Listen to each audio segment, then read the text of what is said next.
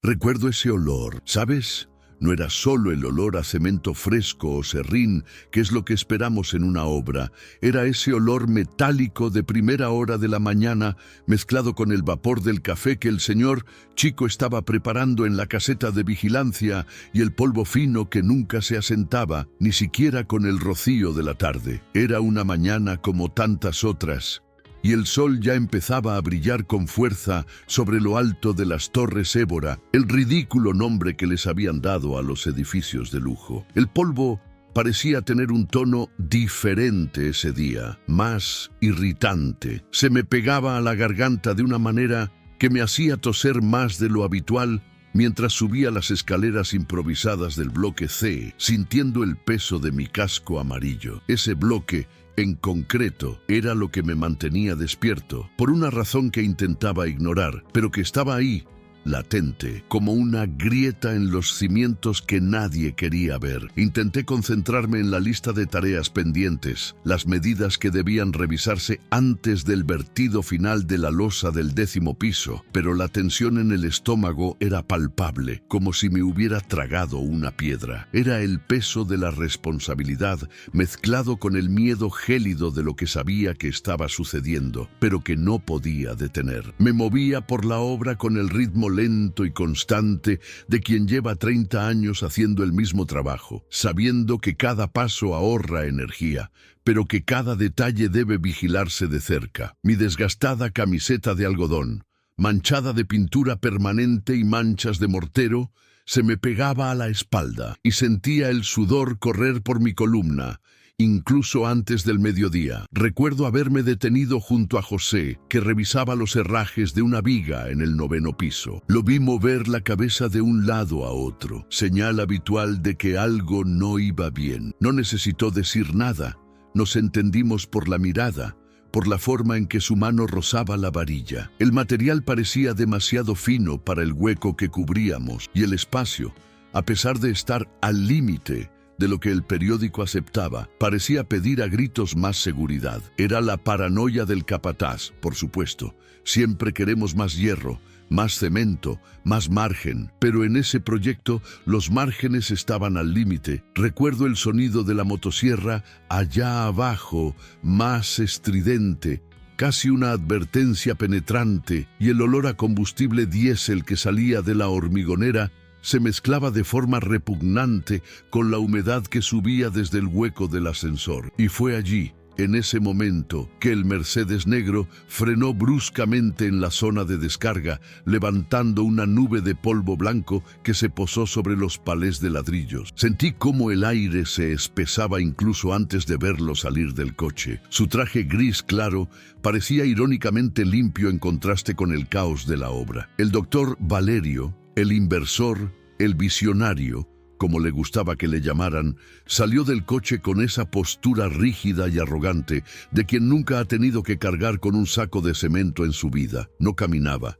se pavoneaba, y cada paso parecía criticar el polvo que se atrevía a ensuciar sus zapatos italianos. Ya sentía un nudo en la garganta, porque su presencia nunca significaba nada bueno. Siempre era una exigencia, un corte o una humillación pública. Recuerdo haber agarrado el portapapeles con tanta fuerza que se me pusieron los nudillos blancos, e intenté parecer ocupado, revisando algo que ya estaba revisado, con la vana esperanza de que me ignoraran. Ese fuerte olor a perfume caro, algo amaderado y cítrico, invadió mi espacio, contrastando agresivamente con el sudor y el polvo. No necesitó gritar. Su voz, incluso ligeramente alzada, tenía una fuerza cortante que se extendió por toda la losa. «¿Dónde está el señor Fernando?», preguntó al guardia de seguridad, sin siquiera mirarme, que estaba a pocos metros. Mi nombre, en sus labios, sonó como un insulto apenas disimulado. Me acerqué, tragando saliva,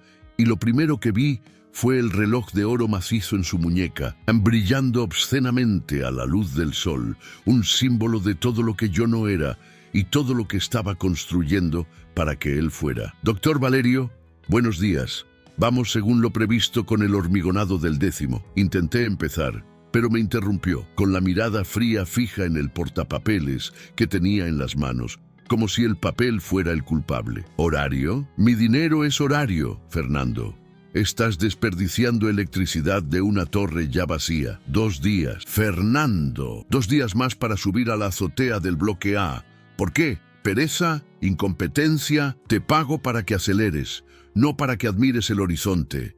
Tus hombres son como babosas, espetó, gesticulando con las yemas de los dedos, y sentí que se me encendía la cara, no de ira, sino de la intensa vergüenza de verme menospreciado delante de mi equipo. El sonido de los martillos pareció detenerse de repente, y el silencio que siguió fue ensordecedor, con todas las miradas fijas en mí. La humillación fue pública, dura e injusta, porque sabía, en el fondo, que la lentitud era mi intento desesperado por mantener la seguridad mínima que él había ordenado recortar. Sentí una punzada en la sien, de esas que anuncian un dolor de cabeza inminente, y la luz del sol pareció intensificarse de repente, casi cegándome, haciéndome doler los ojos tras las gafas de seguridad. Los murmullos del doctor Valerio, no solo su contenido, sino también la forma en que los escupía, resonaban en mi cabeza como si fuera un trozo de basura en el suelo de aquella obra. El aroma de su perfume flotaba en el aire,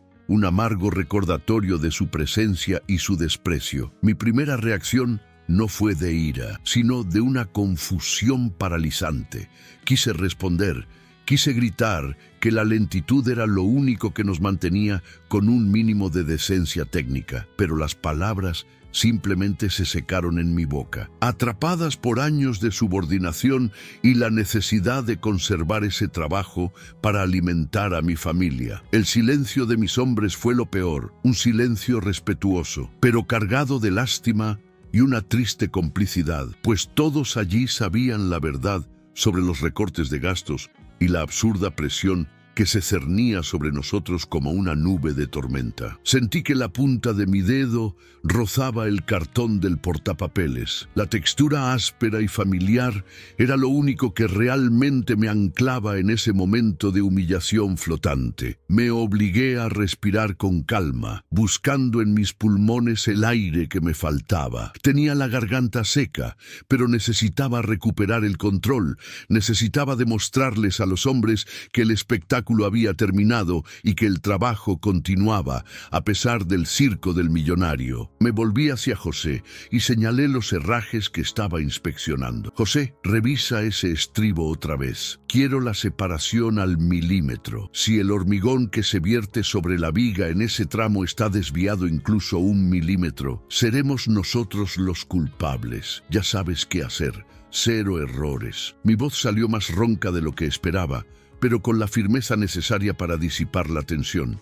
Retrocedí un poco, fingiendo leer los planos de nuevo, pero en realidad tenía la vista fija en la junta de dilatación entre los bloques B y C. Recuerdo ese detalle. La goma negra, que debía de tener un grosor X, era visiblemente más fina, casi como un hilo. Apenas cumplía su función. Este era uno de los ahorros invisibles que el doctor Valerio había impuesto en el paquete de acabado, y ahora, con el calor matutino azotando la estructura, la expansión del hormigón parecía querer atravesar el material barato. El sudor que goteaba de mi barbilla sobre la mesa de dibujo parecía evaporarse al instante con el calor que irradiaba el hormigón. El doctor Valerio, tras finalizar su excelente actuación, dio la espalda y regresó a su coche con la misma prisa con la que había llegado. No miró atrás, ni a mi equipo, ni a la estructura que allí se encontraba,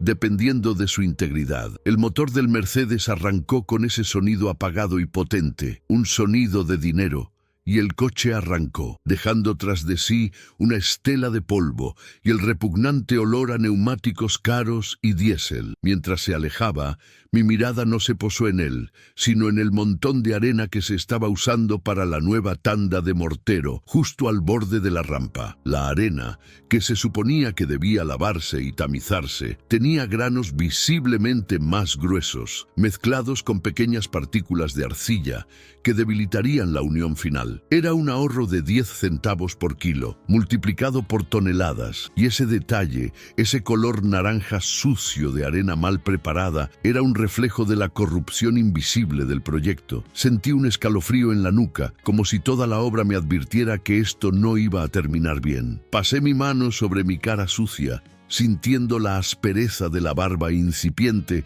y el polvo que ya se había convertido en una fina pasta de sudor. El reloj en mi muñeca marcaba las 10:47 am y el sol ya estaba lo suficientemente alto como para proyectar sombras cortas y bien definidas. Ese momento de silencio interior, de creciente temor, solo fue interrumpido por el constante ruido metálico de las palas metálicas mezclando hormigón y el lejano estruendo de los martillos neumáticos en otra obra. Intenté convencerme de que estaba exagerando, de que los cortes eran molestos, sí, pero que el margen de seguridad de un proyecto de ingeniería siempre era mayor de lo imaginado.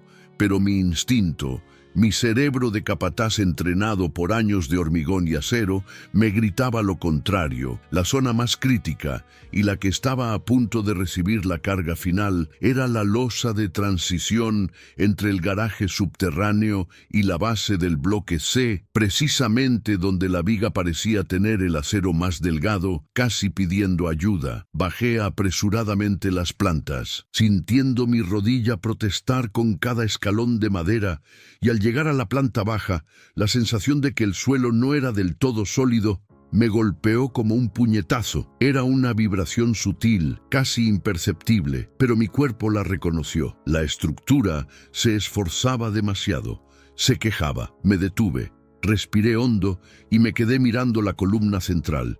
El olor a humedad y tierra que provenía del suelo mezclado con el polvo fino, sintiendo la urgente necesidad de escapar. Decidí que necesitaba ver la base de cerca, sin que nadie me viera haciendo una inspección extra. La paranoia ya era una pesada carga, pero la humillación de Valerio había encendido una luz roja que ya no podía ignorar. Recuerdo haber cogido la linterna LED que solía guardar en la guantera de la camioneta y haber bajado al sótano, en penumbra, donde el olor a hormigón húmedo y tierra removida era más intenso, mezclándose con un olor ferroso, casi a sangre. La tenue luz de la linterna atravesaba la oscuridad, revelando la textura áspera e irregular del muro de contención. El eco de mis pasos se amplificaba e intenté caminar despacio para amortiguar el sonido. Al acercarme a la base de la columna más preocupante, la que sostenía el tramo más ancho del bloque C, mis ojos se fijaron de inmediato en lo que temía. No era una grieta visible, todavía no, sino una delgada línea húmeda que corría verticalmente, una clara señal de que el material poroso, el hormigón vertido a toda prisa, estaba permitiendo que el agua de infiltración ascendiera por capilaridad. El hormigón estaba sudando. Toqué la superficie con las yemas de los dedos, y la humedad era fría y pegajosa, no vapor. Sentí un escalofrío que me recorrió la espalda. Sabía que, técnicamente, no se trataba de un derrumbe inminente, pero era la prueba física de que la proporción de la mezcla de cemento era incorrecta, de que no se había respetado el curado y de que faltaba la impermeabilización que había cortado. Era la firma del atajo, grabada allí, en la frialdad del hormigón mal hecho. Recordé a mi abuelo, que también era capataz de obra, diciéndome que el hormigón debe respirar, pero no puede llorar. Y esa columna lloraba. Retrocedí un paso, con el corazón acelerado, y miré la losa sobre mí, imaginando el peso de futuros coches de lujo y apartamentos enteros apoyados sobre ella. Ese momento, con la luz de la linterna revelando el hilillo de agua, fue el punto de inflexión. La humillación que me había infligido con su lentitud era en realidad una cortina de humo para su propia negligencia fatal. La ira empezó a crecer, una ira fría y espesa que reemplazó al miedo y a la vergüenza. Regresé a la planta baja. El olor a cemento y polvo era ahora sofocante, y el ruido de la construcción, antes un zumbido constante y reconfortante, parecía caótico, una sinfonía desafinada. Eran las 11:35 de la mañana. Estaba sin aliento, no por la subida, sino por la carga emocional de lo que acababa de ver. Fui directo al cobertizo, donde guardábamos los planos originales y los informes de inspección. Necesitaba pruebas sólidas,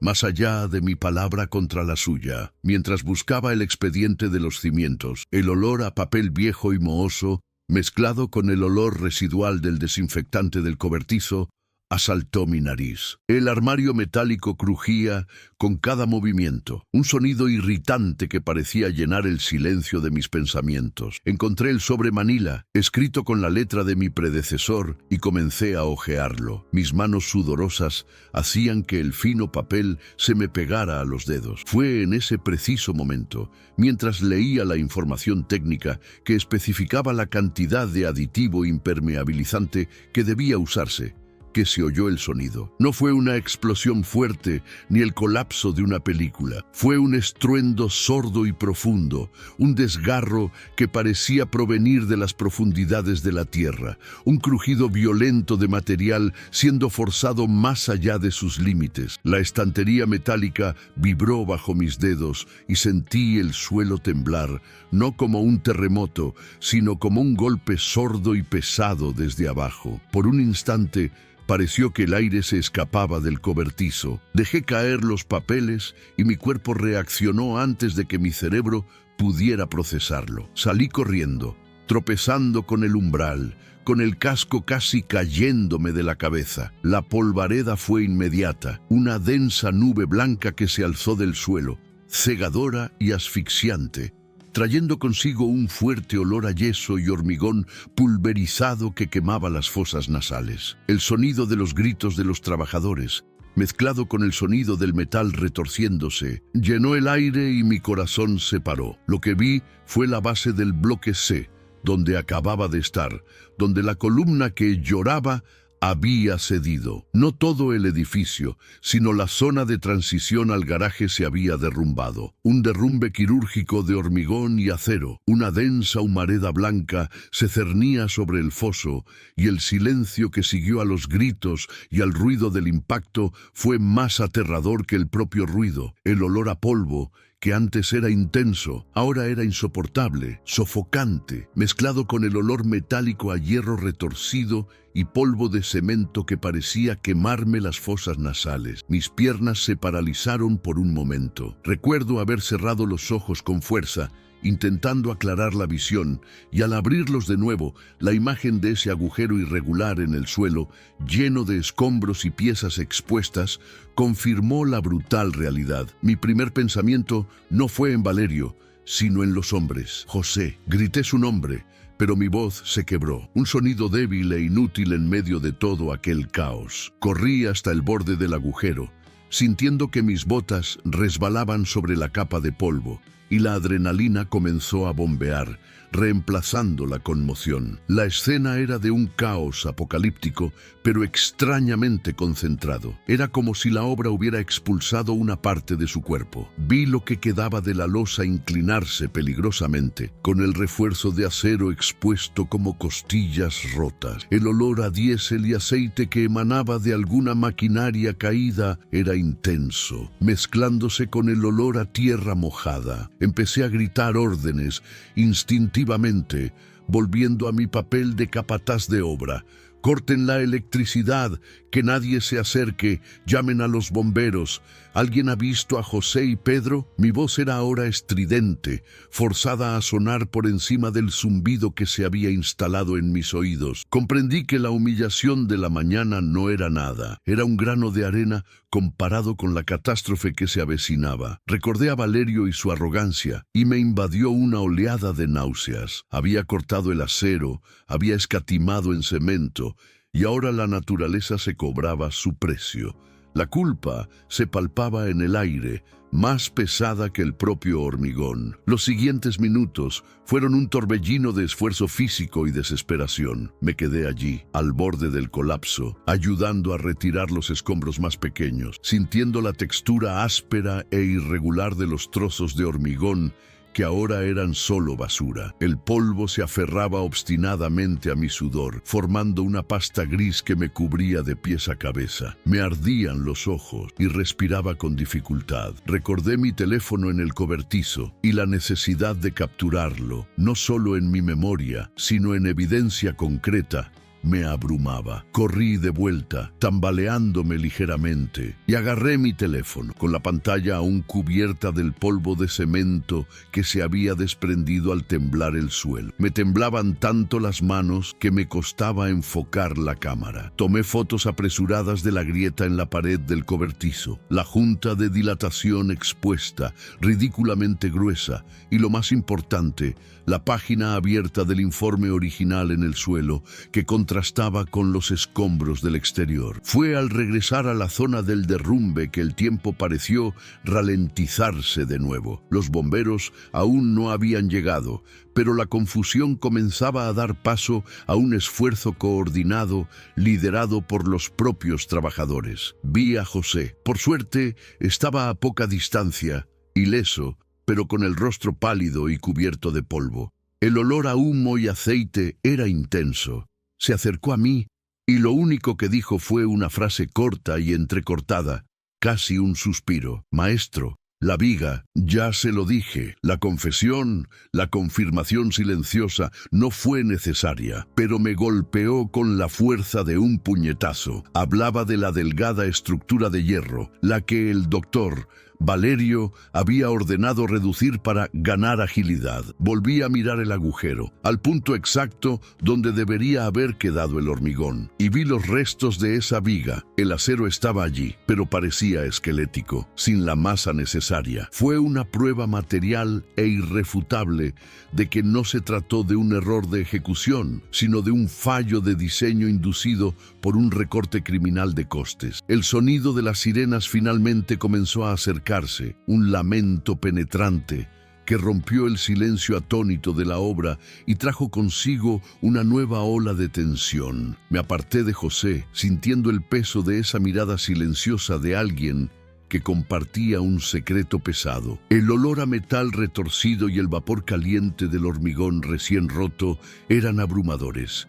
Miré mi reloj, 12:05. La catástrofe se había desatado en menos de una hora desde la humillación de Valerio. Estaba sucio, exhausto, y la adrenalina comenzaba a ser reemplazada por un profundo cansancio y una fría claridad. Sabía que el relato oficial sería inmediato. Error humano, fallo del capataz, negligencia de los trabajadores. El escenario ya estaba preparado para culparnos. El doctor Valerio era poderoso y casi podía oír su fría voz dictando el comunicado de prensa oficial, barriendo la suciedad bajo la alfombra con la misma facilidad con la que recortaba los costos del proyecto. Recordé aquella pequeña laptop que estaba en la oficina improvisada, donde guardaba registros informales, hojas de cálculo de consumo paralelas y mis notas de las reuniones de recortes. Necesitaba esa laptop. Mis piernas, antes temblorosas,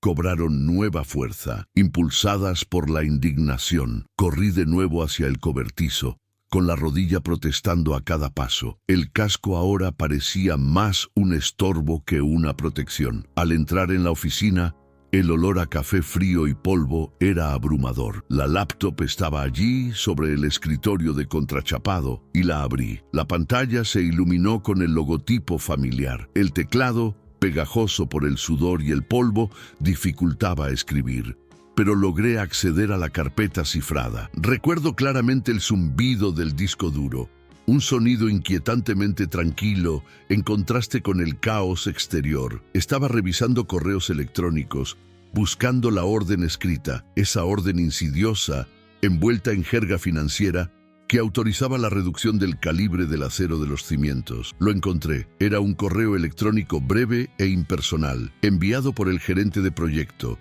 un títere de Valerio, al contratista externo, pero con copia oculta a mi correo electrónico personal para informarme sobre la nueva optimización de recursos. El lenguaje era frío y técnico, pero la intención era clara: una reducción de 200.000 EUR en el costo del acero estructural. Sentí un nudo en la garganta. Ese correo fue mi absolución y su condena. Mis manos dejaron de temblar. No podía simplemente imprimir o copiar. Necesitaba una copia de seguridad física y digital. Abrí un documento de texto y comencé a transcribir la información más importante, sintiendo el sudor correr por mi rostro y gotear sobre el teclado, el calor de la tensión que irradiaba mi cuerpo. La textura suave y fresca del teclado contrastaba con el calor de mi piel. El olor a humo y el chapoteo de las botas de los bomberos, ahora mezclado con el sonido de los radiotransmisores, indicaban que el rescate oficial había comenzado y que pronto la atención se centraría en mí. Necesitaba actuar con rapidez. Copié el correo electrónico y sus archivos adjuntos en una vieja memoria USB que guardaba en el fondo de mi cajón, un objeto pequeño y frío que parecía cargar con el peso de toda la verdad. Recuerdo haber vuelto a coger el teléfono y fotografiado la pantalla del portátil, asegurándome de que el encabezado del correo electrónico fuera visible. Enfocar la cámara al texto digital fue difícil, pero logré sacar 2 o 3 imágenes nítidas. Cerré el portátil. El clic de la tapa fue un último sonido y metí la memoria USB y el teléfono en el bolsillo interior de mi vieja chaqueta, sintiendo la frescura del plástico contra mi pecho sudoroso. Era mi seguro, la prueba de que nuestra lentitud era, de hecho, nuestro único intento de decencia en un proyecto ruinoso. La tensión me hizo ignorar la sed y el hambre, pero tenía la boca seca y el estómago revuelto. Salí del cobertizo y la escena exterior había cambiado. Había más gente, más luces de emergencia, y vi al doctor Valerio. Estaba allí, de pie cerca del cordón, con su traje impecable, hablando con un policía de alto rango, gesticulando con esa arrogancia taimada. Su perfume, que había olido antes, flotaba en el aire,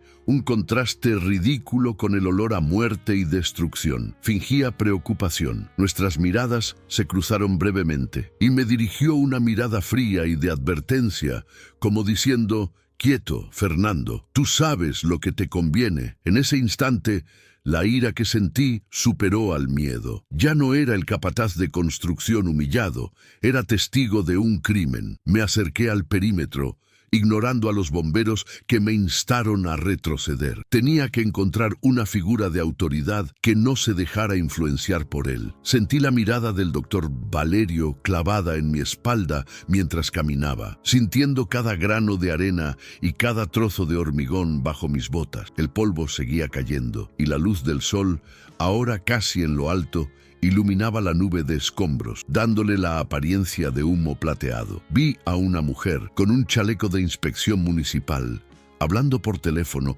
con expresión de asombro y desconfianza. Esta era mi oportunidad. Respiré hondo, tragando el polvo, y sentí el frío peso de la memoria USB en el pecho. La decisión estaba tomada. Mi testimonio no sería una diatriba en línea, sino una declaración formal. La reunión con la inspectora fue breve y directa. El aroma de su perfume era suave, casi imperceptible, en contraste con el aroma agresivo de Valerio, lo que me produjo una extraña sensación de alivio. Soy Fernando, el capataz de obra. No es culpa de nuestro equipo.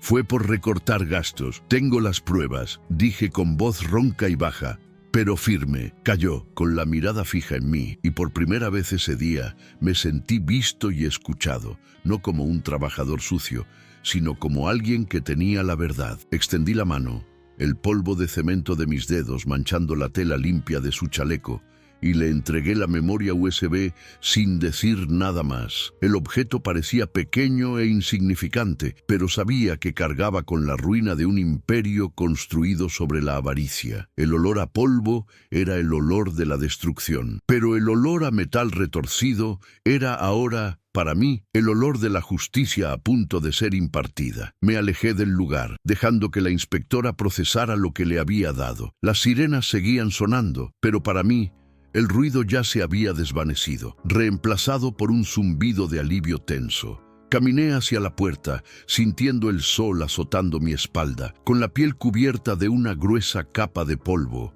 el cuerpo exhausto. No miré atrás, pero sabía que Valerio me observaba y que la guerra había sido declarada. Ese día, que comenzó con una amarga humillación por mi lentitud, terminó con la exposición de la codicia criminal, y yo fui la mecha. Salí de la obra, oyendo el sonido distante de radios y el ruido metálico del metal al ser retirado, el olor a cemento y polvo finalmente comenzando a disiparse de mi entorno. La calle estaba inquietantemente silenciosa, y el sonido de mis pasos en la acera era el único ruido que importaba.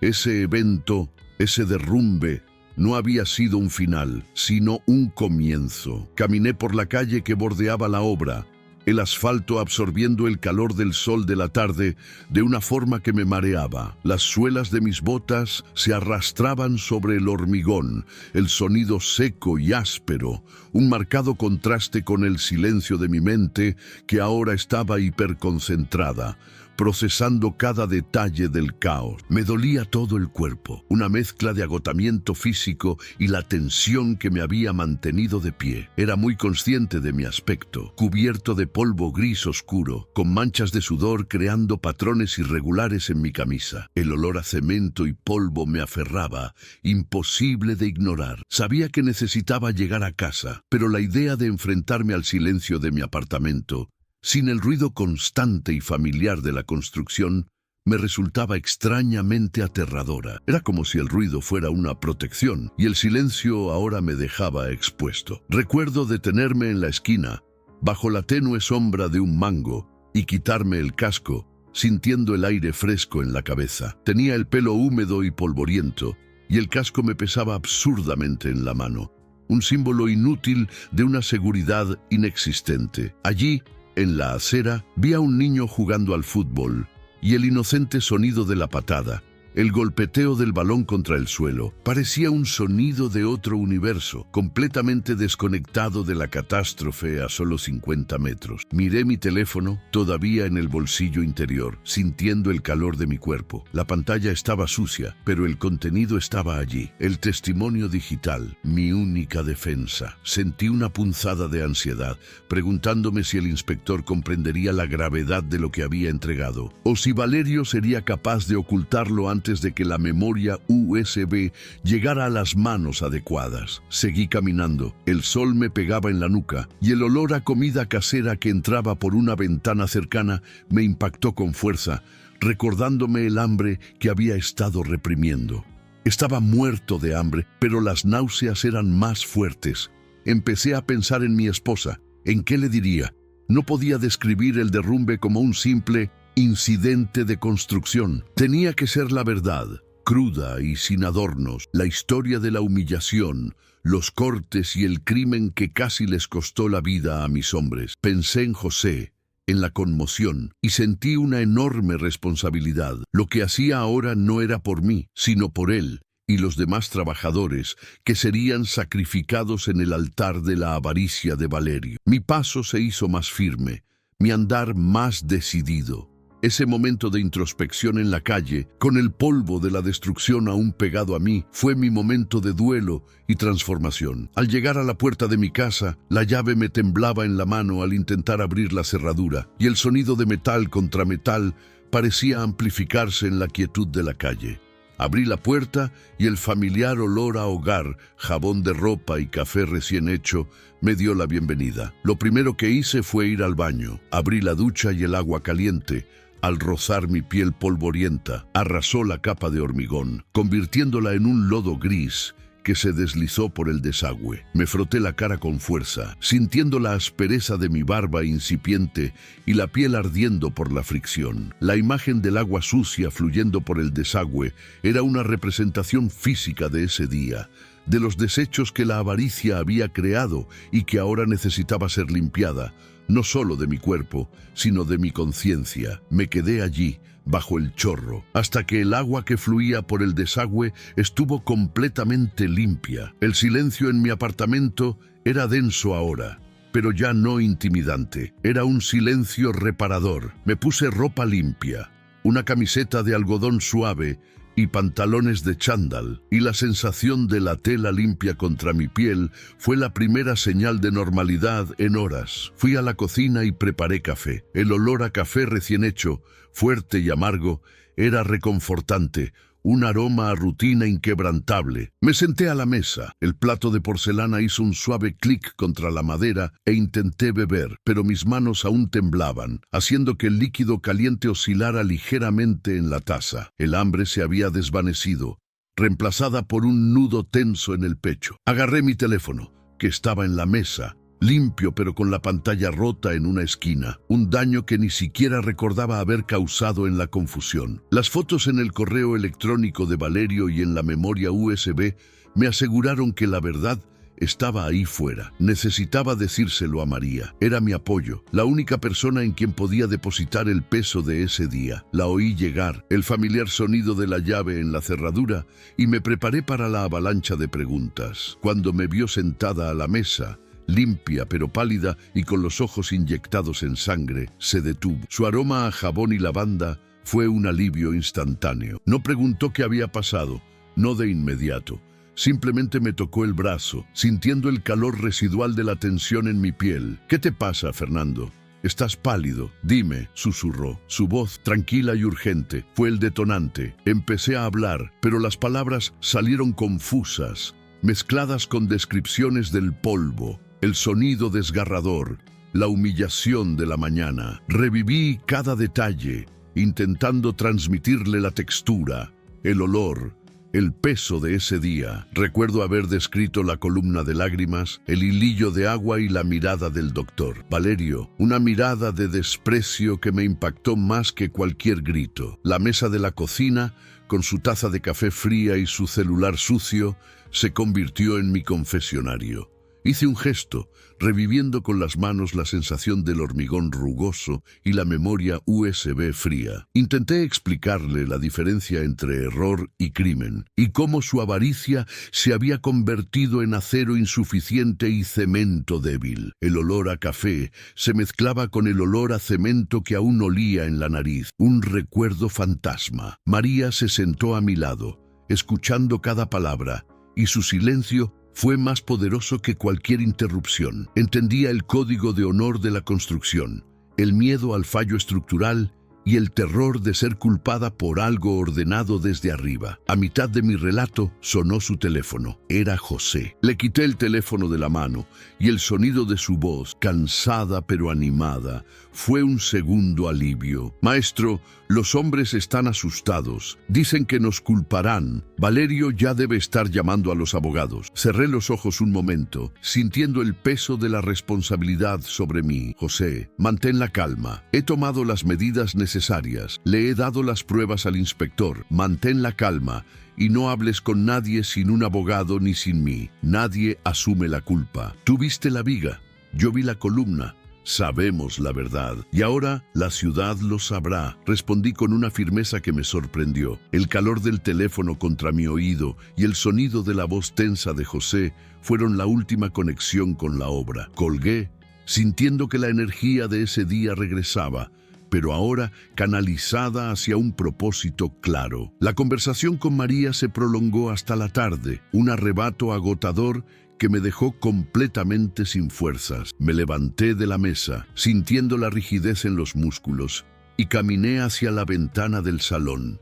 El cristal estaba limpio, pero aún veía el paisaje urbano como cubierto por una fina capa de polvo de cemento. La luz del atardecer comenzaba a dorar las azoteas de los edificios lejanos, pero su belleza se veía opacada por el recuerdo del derrumbe. El olor a hogar, a café y lavanda era un contrapunto extrañamente dulce al recuerdo ácido del metal retorcido. Sabía que el doctor Valerio, en ese preciso instante, estaba usando todo su poder e influencia para silenciar lo sucedido, para manipular a la prensa y a la policía, y lo único que le impedía ganar era una pequeña memoria USB en la mano de un inspector municipal, y mi palabra. El peso de esa responsabilidad ya no era una opresión, sino una fuerza impulsora. María me preparó un sándwich y comí mecánicamente, saboreando la textura del pan y el sabor soso del queso, pero sin disfrutarlo del todo. Estaba en modo supervivencia,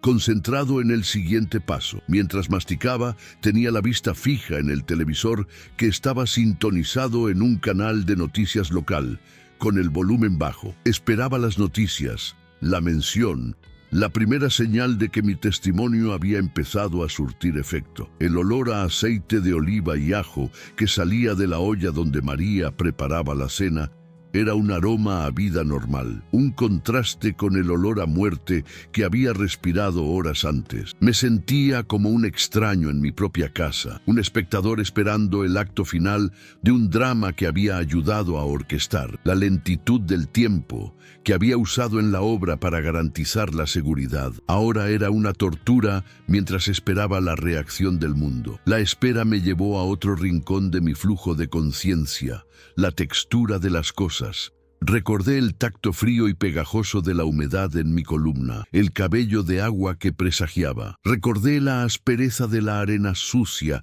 mezclada con arcilla, escurriéndose entre mis dedos mientras inspeccionaba los materiales de última hora, y el calor metálico de la memoria USB en mi bolsillo. Cada sensación táctil de ese día era ahora un ancla a la verdad, una negación física de la mentira que Valerio intentaría contar. La forma en que la luz incidía en su reloj, reflejando un brillo arrogante, era tan vívida como la visión del acero de tamaño reducido expuesto en el cráter. Me senté en el sofá, sintiendo la suave tapicería contra mi piel limpia, y cerré los ojos. Aún podía oír el sonido del desgarro, el gemido de la tierra. Las noticias locales finalmente interrumpieron su programación habitual. El presentador, con expresión seria, comenzó a hablar sobre un grave incidente estructural en la obra de las Torres Évora. Me incliné hacia adelante, con el corazón acelerado de nuevo, sintiendo el calor que irradiaba mi cuerpo. La cámara mostraba imágenes aéreas del cráter,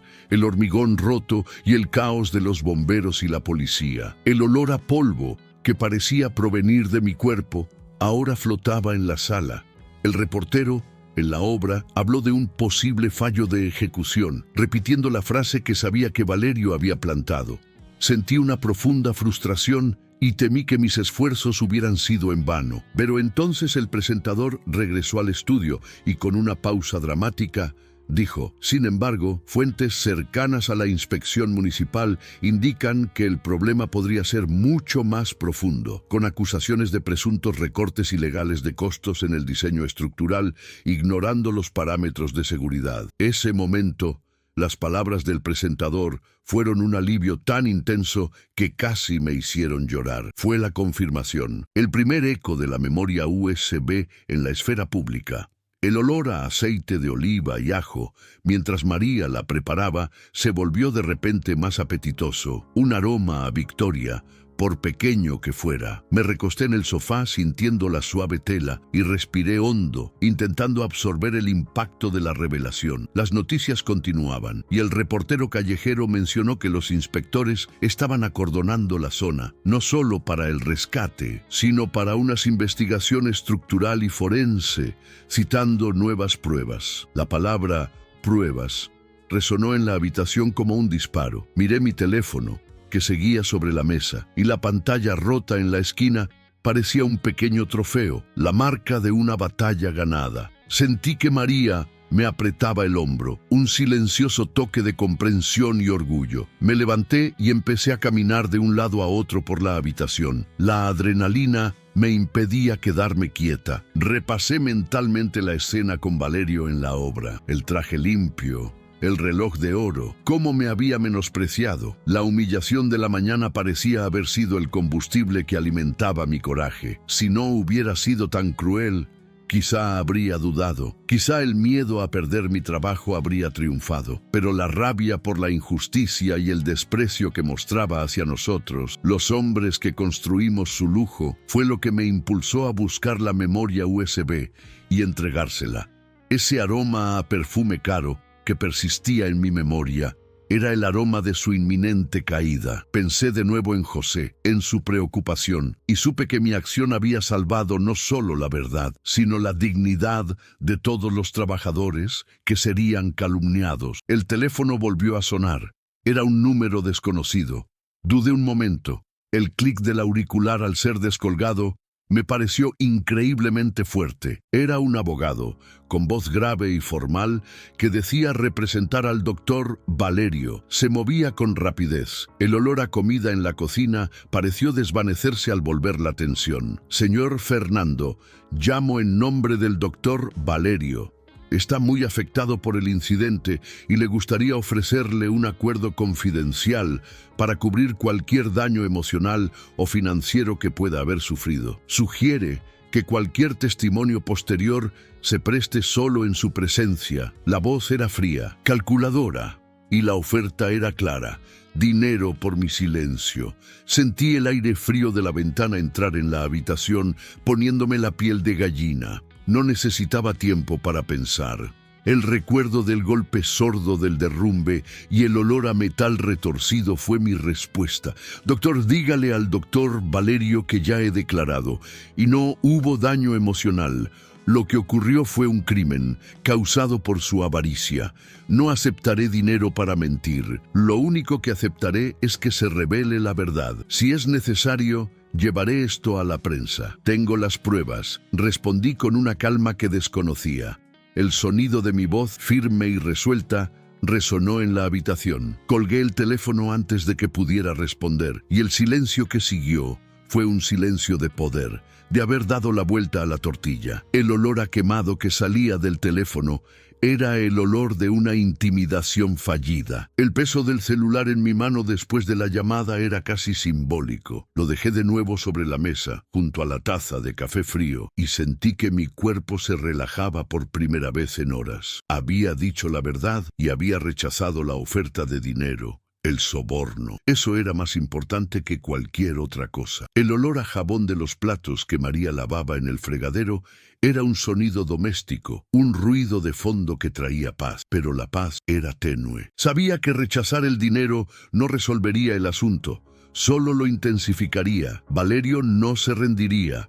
Era el tipo de hombre que veía la verdad como un mero obstáculo de relaciones públicas. Cerré los ojos y reviví el momento en que señalé con el dedo al inspector, con la memoria USB en la mano, sintiendo la textura áspera del polvo contrastando con el plástico liso del dispositivo. Me senté en la encimera de la cocina, observando a María. Estaba lavando mi ropa de trabajo. El agua jabonosa corría, quitando el polvo y el olor a cemento. Su gesto era de cariño, pero también de complicidad. Me miró y sonrió, una sonrisa leve, pero llena de alivio. «Hiciste lo correcto, Fernando, lo único correcto», dijo en voz baja pero firme. Olí el jabón, el olor a hogar, y comprendí que si perdía mi trabajo, no lo perdería todo. Tenía mi integridad y a mi familia. Recordé de nuevo ese olor metálico y ferroso que había percibido en el sótano, y me di cuenta de que era el olor de la fragilidad, del fracaso inminente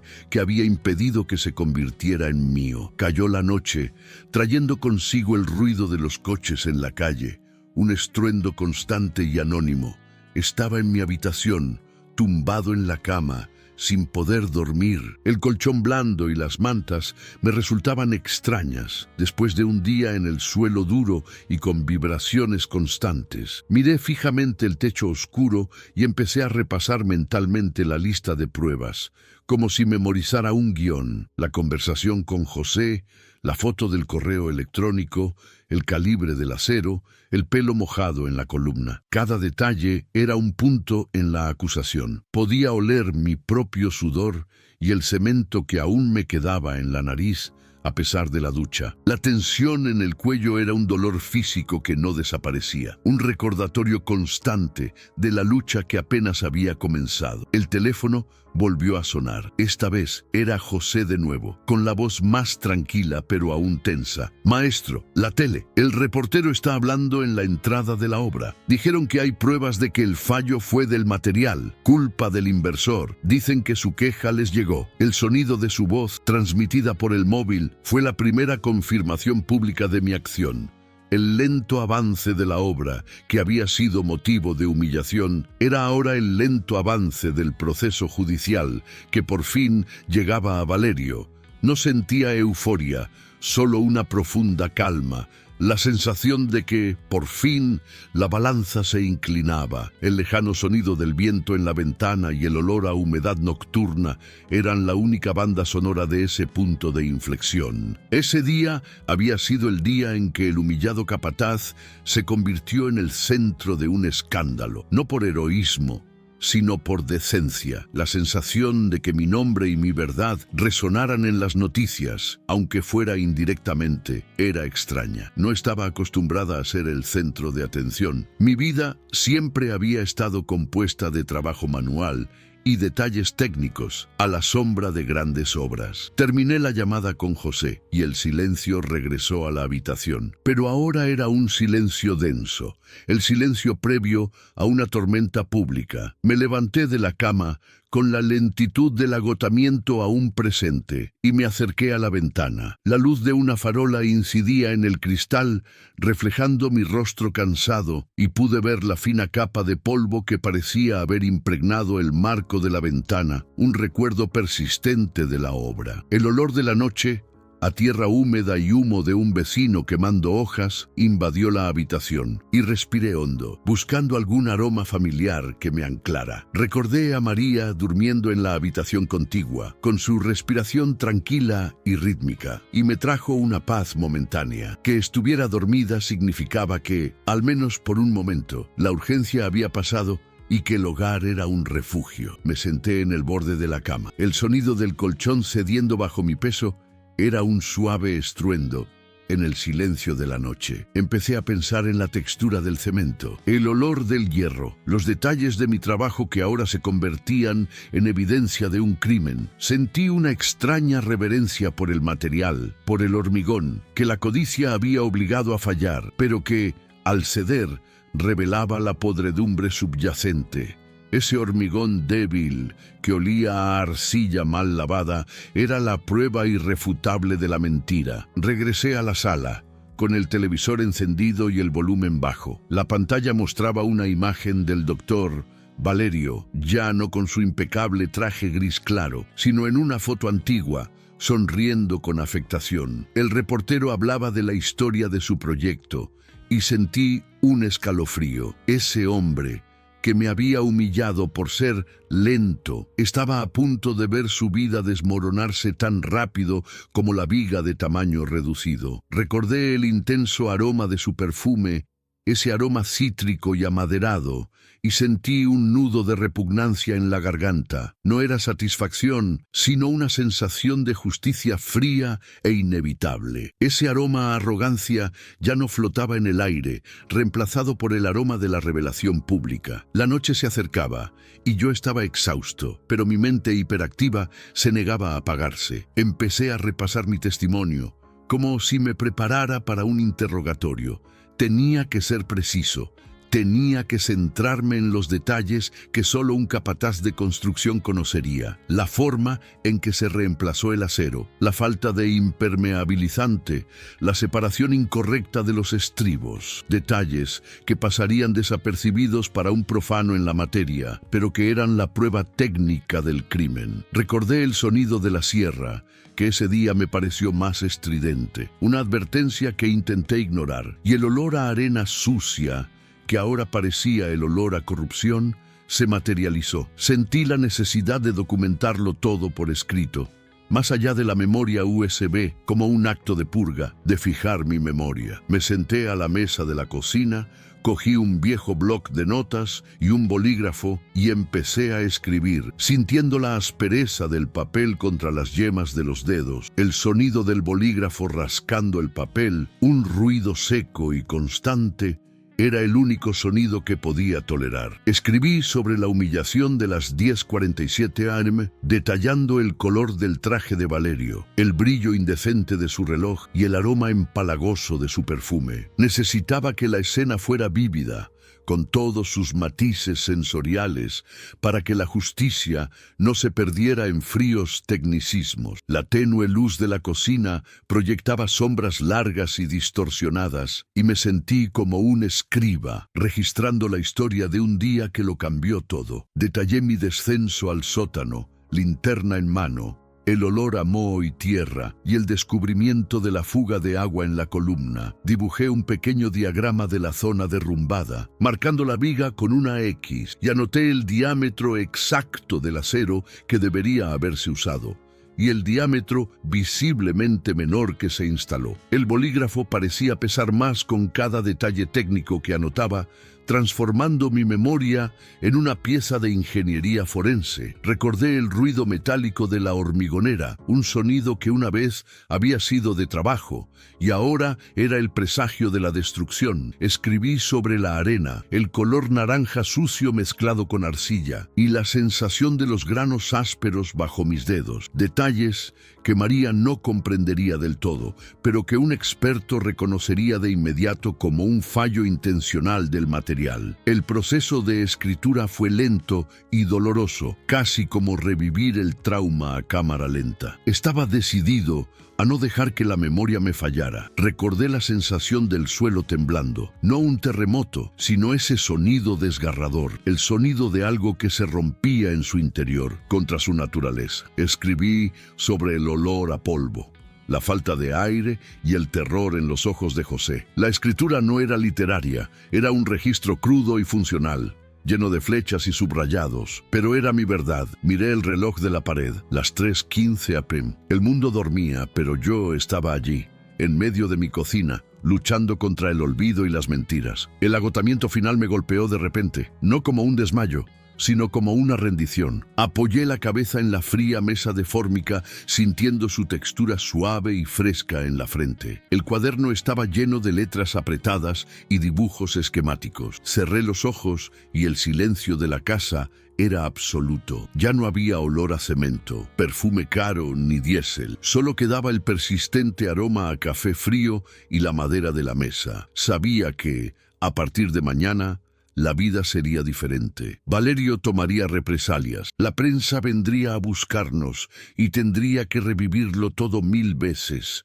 Pero yo había hecho mi parte. Ese día, que comenzó con la humillación del capataz de la construcción, terminó con él convirtiéndose en un testigo crucial. El colapso había sido terrible, pero la verdad había salido a la luz y eso era todo lo que importaba. El cansancio de la madrugada me obligó a rendirme, pero el sueño fue ligero, interrumpido por destellos de luz. Podía ver el polvo blanco que se alzaba, el acero oxidado y de tamaño insuficiente, el rostro pálido de José. Me despertó el timbre, un ruido insistente e inoportuno que me alertó de inmediato. El sol aún no había salido del todo y la habitación estaba bañada por una luz fría y gris. Miré el reloj, las 6:10 am.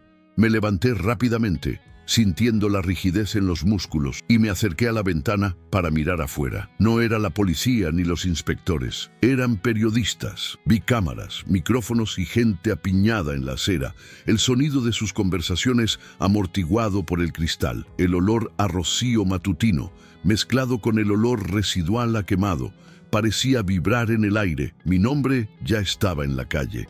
Regresé a la cocina sintiendo la familiaridad del suelo frío bajo mis pies descalzos. María ya estaba despierta, mirándome con una mezcla de miedo y determinación. Había oído el timbre. «Es la prensa, Fernando». «¿Lo saben?», dijo con una voz apenas susurrante. Fui al armario y agarré la caja metálica donde guardaba mis documentos más importantes, mi credencial de votante, mi permiso de trabajo y, ahora, mi bloc de notas y mi celular. El olor a papel viejo y el frío metal de la caja me recordaban que esto era serio, que estaba en territorio legal. Tenía que tener cuidado. El doctor Valerio ya debía de haber desplegado todo su aparato para desacreditarme. Recordé el consejo que me dio mi padre hace años, cuando era un joven aprendiz. En una obra, el papel habla. Fernando, no tu boca. Firma lo que es correcto y quédate con las pruebas. Esa frase resonó en mi cabeza con una claridad cristalina. Tomé mi cuaderno.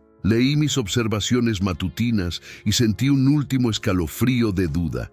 Era mi palabra contra un imperio, pero mis notas no eran solo palabras, eran medidas, eran diámetros, eran el color de la arena, la descripción del olor a humedad en la columna. Eran datos sensoriales y técnicos que él jamás podría haber inventado. El olor a tinta de pluma sobre papel era el olor de mi convicción. Me preparé para lo inevitable. No hablaría con periodistas en la calle, hablaría con quienes importaban. Llamé a José y le pedí que llamara al resto del equipo y programara una reunión conmigo en un lugar neutral, lejos de la obra y de mi casa. Necesitaba asegurarme de que la narrativa fuera coherente y veraz, de que nos protegiéramos mutuamente como un frente unido. Mientras hablaba con él, el insistente timbre y el bullicio de la prensa afuera se convirtieron en un ruido de fondo. El olor del café de María, fuerte y quemado, era el aroma que necesitaba para mantenerme despierto y concentrado. Ese día, el día después del derrumbe, sería el día de nuestro testimonio colectivo. Sentía la presión creciente, no solo desde fuera, con la prensa, sino internamente, con la responsabilidad de guiar a mis hombres. Necesitaba volver a ser su capataz, no en términos concretos, sino en la moral. La voz de José al teléfono, aunque más tranquila, transmitía la ansiedad de quien teme ser absorbido por un sistema corrupto. Recordé haberle dicho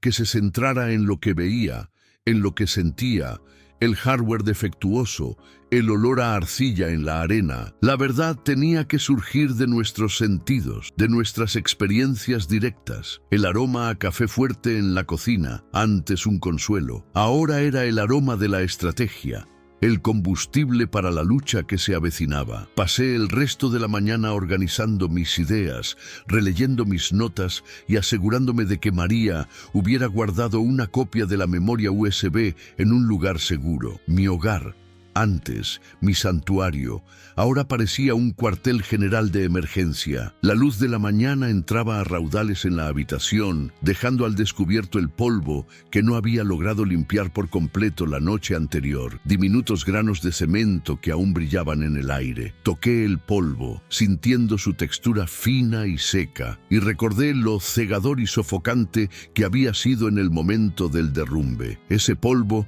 era más que detritos, era la encarnación de la avaricia de Valerio. La reunión con el equipo fue al final de la tarde, en un sencillo restaurante, lejos de todo. El olor a aceite caliente, hamburguesas fritas y café rancio era el aroma de la honestidad y el trabajo duro, un marcado contraste con el perfume caro y el hormigón podrido de la obra. Llegaron en pequeños grupos, cabizbajos, con la expresión de quienes esperan el veredicto. Vi a José, Pedro y Chico, todos allí, con el rostro cansado, las manos gruesas y llenas de cicatrices por el trabajo. Me senté con ellos y el tintineo de los cubiertos y las conversaciones informales en el restaurante nos dieron una extraña sensación de anonimato y protección. Pedí un vaso de agua, sintiendo la garganta seca. No empecé con sermones, empecé con la verdad sin adornos. Les conté sobre el hilo de agua en la columna, la ferretería demasiado pequeña, el correo electrónico que encontré y la negativa de Valerio al soborno. No intenté ser un héroe, solo era uno de nosotros, compartiendo la culpa y la ira. Nos humilló, dijo que éramos lentos, pero nuestra lentitud era nuestra decencia. Nos obligó a construir su lujo con basura y ahora quiere que paguemos el precio, dije, sintiendo la emoción subirme a la garganta. El olor a café quemado y el calor del restaurante parecieron unirnos. Lo único que pedí fue que dijeran la verdad, con los detalles que solo ellos, las manos que tocaron la tela, podían saber. Ese encuentro, entre el olor a fritura y el ruido de la ciudad, selló nuestro pacto, el pacto en el sencillo restaurante, entre el olor a fritura y el murmullo de los clientes, nos dio a todos una nueva capa de seguridad. Vi que la expresión de José se relajaba un poco al empezar a hablar sobre la separación incorrecta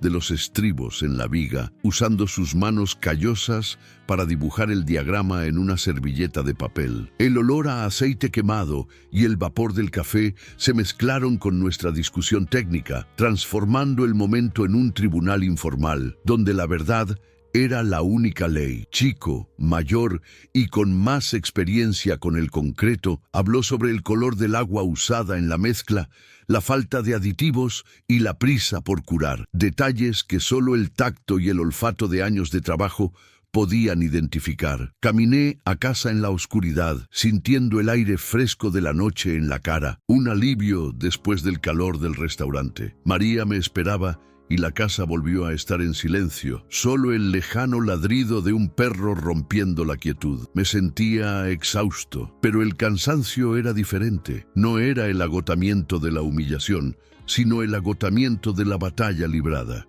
Recordé el olor a metal retorcido, y ahora, paradójicamente, el olor a aceite frito y café del restaurante parecía ser el olor de la libertad, de nuestro derecho a hablar. Sabía que a partir de ese momento, nuestra unidad sería nuestro mayor escudo contra la maquinaria de mentiras de Valerio. A la mañana siguiente fue un punto de no retorno. Las noticias de la mañana hablaban abiertamente de sabotaje económico, hice pruebas documentales de recortes de gastos. Pude ver en la pantalla del televisor el rostro sombrío del doctor Valerio, acompañado de un abogado severo, leyendo una nota sobre calumnias sin fundamento. Recordé el brillo de su reloj de oro, su traje caro y el olor de su perfume arrogante, y su imagen en la televisión me pareció patética, una máscara desmoronándose. El olor a tostada que María cocinó demasiado sin querer era la banda sonora perfecta para el caos que se avecinaba. Mi memoria USB funcionaba. La citación oficial llegó a media mañana, formal, solicitando mi declaración y la de los testigos que había mencionado.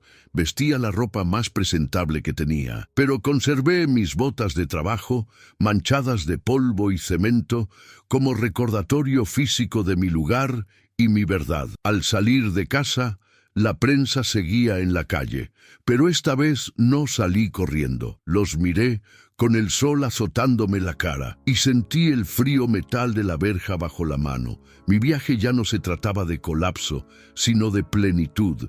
Ese olor a rocío matutino y hierba recién cortada era el olor de ese nuevo comienzo, agridulce e incierto. El testimonio duró horas. Sentado en una habitación fría, con olor a papel y desinfectante, relaté cada detalle, cada olor, cada textura, la humillación, la columna de lágrimas, el correo electrónico, el olor a arena sucia, la voz de José. Entregué el cuaderno con mis diagramas y mis palabras cobraron fuerza. Mi relato no era el de un héroe, sino el de un profesional que vio su trabajo distorsionado. El agotamiento era extremo, pero la sensación de haber revelado toda la verdad fue un inmenso alivio, como si me hubieran quitado toneladas de cemento de encima. Finalmente, la noticia estalló con fuerza. Los periódicos abarrotaban titulares sobre el plan de avaricia en las Torres Évora, y mi nombre, Fernando, el capataz de la construcción, se mencionaba como el informante clave